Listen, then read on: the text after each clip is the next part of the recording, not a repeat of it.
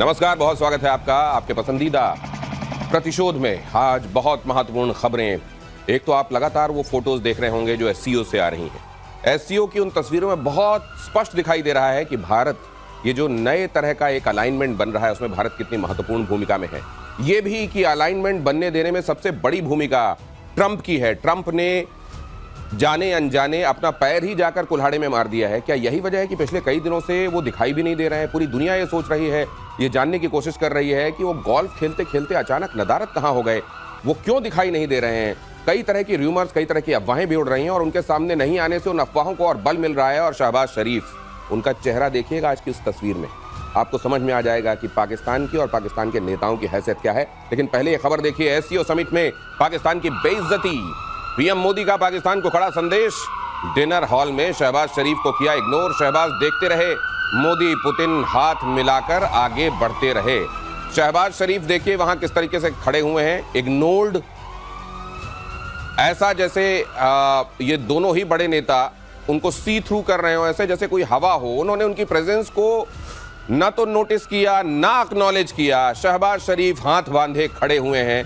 और जब आप की दाढ़ी में इतने सारे तिनके होते हैं तो फिर उसके बाद आपके हाथ यूं ही बंधे होते हैं। चोरों वाली शारीरिक भाषा होती है, भिखारियों वाले अंदाज होते हैं, और वहां यूं शान से गुजर जाते हैं उस मुल्क के लीडर्स जिन्होंने अपनी जिंदगी को ज्यादातर सच्चाई और दूसरों के लिए उपकार के संदर्भ में सौंप रखा है। यहां देखिए, और यहां पर जिस तरीके से पुतिन उनके साथ जा रहे हैं, पुतिन की उसके बाद जो तस्वीरें आई कि दोनों 45 मिनट तक एक गाड़ी में साथ अंदर बैठे थे और पूरी दुनिया से एक तरीके से अलग भारत की और रूस की बातचीत हुई है। ये तमाम बातें क्या क्या रही हैं और आने वाले दिनों के लिए क्या इशारे इसमें छिपे हुए हैं। जनरल सिन्हा मेरे साथ जुड़ रहे हैं, जनरल के सिन्हा और कैप्टन श्याम। स्वागत कीजिए, दोनों का बहुत स्वागत है सर आपका। जय हिंद। सबसे पहले तो जरा ये समझें कि वहां से पुतिन और मोदी का यूं गुजरना और वहां शहबाज शरीफ का यूं खड़े रहना, यूं ऐसे जैसे उनको किसी ने खड़ा किया हो। कि अब तो मीम्स भी बन रहे हैं जिसमें कोई जूस लेकर उनको थोड़ा सा उसमें कुछ मॉर्फिंग हो रही है और मैं I offer you juice sir, जैसा भी हो रहा है सर। ये जो था, ये शारीरिक भाषा क्योंकि रीड की जाती है इस तरह के बड़े प्लेटफॉर्म्स में, लीडर्स की बॉडी लैंग्वेज क्या कह रही है, उनके अलाइनमेंट्स क्या कह रहे हैं। यहाँ आपने क्या देखा इस तस्वीर में, क्या है? देखिए, एक दरबारी होता है, एक दरबार में खड़ा है, हाथ बांधे खड़ा है, दरबान जैसा। हाँ, दरबान जैसा। हाँ। जी हजूर, हाँ, क्या आपके लिए लाऊं, हाँ, क्या करूं, हाँ। और उसके अंदर में एक बेचैनी होती है जब आप दरबारी बन के जाते हैं, क्योंकि आपके अंदर में इतनी ज्यादा है जो चीजें अंदर है। क्योंकि देखिए, आप विश्व के पटल पे ही करते रहते हैं। एक तो हम तो कहते हैं ना, वो ना धोबी का कुत्ता, ना घर का, ना घाट वाला।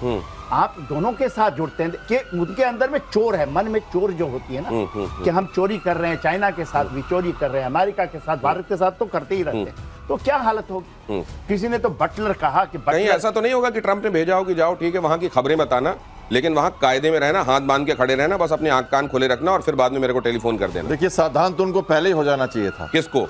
ये शहबाज शरीफ को। ये देर से सावधान हुए हैं। वो सावधान किस चीज के सावधान? सावधानों के खड़े थे ना, अभी आपने कहा। अच्छा, सावधान के, हाँ, अच्छा, मुद्रा जो है वो सावधान पहले होना चाहिए था उनको। लेट से हुए हैं और अब हुए तो क्या हुए, पहले होना चाहिए था। अब तो टेबल पे आने के लिए भी तैयार हैं, उसकी भी बातें शायद वो कर रहे होंगे, लेकिन उनको पहले सचेत हो जाना चाहिए था। बड़े लोग जब मिलते हैं ना तो छोटे लोग इस तरह से चुपचाप देखते रहते हैं, कहाँ शून्य में निहारते रहते हैं और देखते हैं कि हमारा भी कब मौका आएगा। वही उनको लगा, उनके सामने से गुजर गए और वो देखते रहे। शहबाज शरीफ की यहाँ शारीरिक भाषा पढ़ लीजिए, देखिए कि एक वो मुल्क जो पूरी दुनिया में गड़बड़ियों में मुब्तला रहता है, उसका जब एक तरीके से सरदार कहीं पहुंचता है तो उसकी बॉडी लैंग्वेज क्या होती है। और वहीं उस देश की बॉडी लैंग्वेज देखिए जो टर्की को भी उसकी आपदा में मदद भेज देता है, जो बांग्लादेश भी अगर मुसीबत में है तो उस पर ध्यान देता है, वो श्रीलंका के लिए भी खड़ा हो जाता है। कहीं पर जहां पर भी इंसानियत परेशान होती है वहां वो खड़ा दिखाई देता है, लेकिन अपने साथ दादागिरी बर्दाश्त नहीं करता। अगर उसको कोई टर्म्स डिक्टेट करने की कोशिश करेगा जो उसके देश के हित में नहीं है तो वो बर्दाश्त नहीं करता, स्वीकार नहीं करता। उस देश के नेताओं की भी लैंग्वेज देख लीजिए।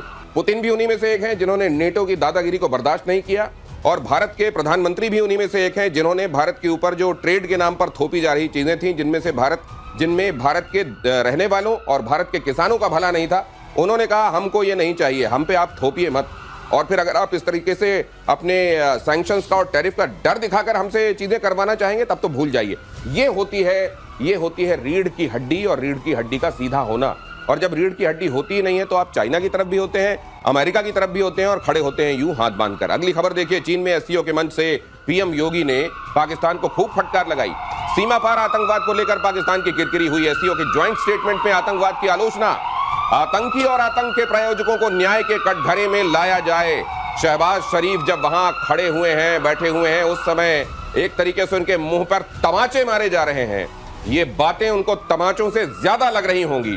और जब आपने गलत किया होता है, आपकी अंतरात्मा जान रही होती है कि आपने गलत किया हुआ है, बेशक आप बाहर उसको ये मेंटेन करने की, पूरी दुनिया को ये दिखाने की कोशिश करें कि नहीं नहीं हमने तो जो किया वो सही किया, हम जो कर रहे हैं एज अ कंट्री वो सही कर रहे हैं, लेकिन उनका भी दिल जानता है। सर ये तो मतलब, ये तो कहते हैं कि हमारे यहाँ एक कहावत है, जबरा मारे और रोने ना दे। ये एक तो हाँ, जबरा मारे भी और रोने भी ना दे। ये तो सामने प्रधानमंत्री मोदी बिठाकर उनके मुंह पर सुना रहे हैं उनको। देखिए, ऐसी किसी की भी अपमान, और वो विश्व के पटल, आज तक किसी ने, दुनिया ने नहीं देखी होगी।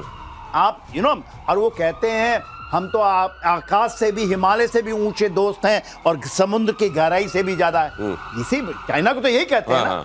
और उन्होंने वहां दरबारी बना करके उसको किसी ने कहा butler, he is a butler of Asim Munir. तो उसी तरह खड़े, उस सेम उनका ये है। और देखिए, आपने जो बात कही, जब आपके मन में चोर होती है, आपके मन में ये होता है कि आपने जो किया है वो सच्चाई नहीं है। और देखिए, आपको ये बताएं, पहलगांव का नाम आया, आपने ज्वाइंट स्टेट में जो बिल्कुल पहलगाम का नाम है, पहलगांव का नाम आया, और उसने कहा, उसमें है पहलगांव के आगे विश्व के लिए सबसे बड़ा खतरा है आतंकवाद। और आतंकवाद में 9 पॉइंट आए हैं, 1-2 पॉइंट नहीं आए कि बस आतंकवाद को एक कर दिया। तो भारत की जो जीत हुई है इसमें आतंकवाद के, और खास करके चाइना की धरती से, चाइना भी आतंकवाद का कहीं ना कहीं सपोर्टर था ही ना। तो मतलब आप ये कह रहे हैं सर कि एससीओ की इससे पहले की मुलाकात, जिसमें रक्षा मंत्री हमारे देश के गए थे और जहां ज्वाइंट डिक्लेरेशन में ऐसी बातें थी जो भारत को मंजूर नहीं थी, उन्होंने पेन एक तरफ रख दी थी, तब से अभी तक बहुत सारा पानी बह गया है नदियों से और चीजें बहुत बदल गई हैं। क्या कैप्टन श्याम, ये बहुत क्लियर एक चेंज है?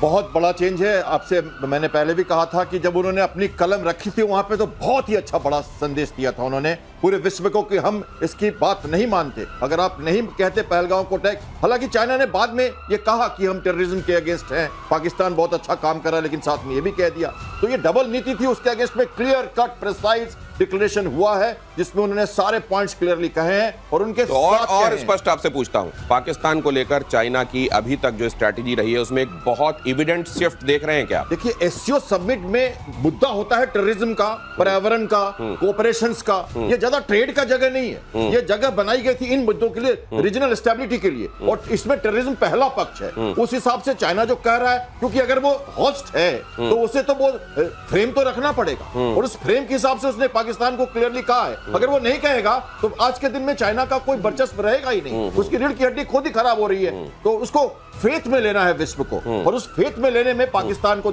ये कहना जरूरी था और उसने क्लियर शब्दों में कहा है। एक बात एक चीज जोड़ना चाहता हूं। देखिए, यदि आपने हमारे जो फॉरेन मिनिस्ट्री का बयान आया है कि चाइना ने एक्शन लेना शुरू कर दिया है, ये वर्ड है, चाइना ने एक्शन लेना शुरू कर दिया है on terrorism which basically belongs to Pakistan, belong to Pakistan. तो ये बात यदि आपके एमईएस का है बयान, ये तो कहीं ना कहीं जो चीज पुख्ता हो रही है ना, और देखिए उनको डंप तो करेगा ही, नॉट ओनली इन टेररिज्म, बाद में आप देखेंगे, क्योंकि जो चीजें आपकी सीपैक बना लिया, $72 बिलियन का। तो मतलब आप ये कह रहे हैं कि अभी तक सीपेक के नाम पर पाकिस्तान की बहुत सारी चीजों को बर्दाश्त करता चाइना चला आ रहा था, लेकिन अब सीपेक को लेकर उसके जो मंसूबे थे वो परवान चढ़े नहीं, उधर अमेरिका से कुर्बत बढ़ गई है, इसलिए पाकिस्तान को अब बहुत ज्यादा दिनों तक बर्दाश्त किया नहीं जाएगा, उसको कचरे की टोकरी में फेंकेगा चाइना बहुत जल्दी। आप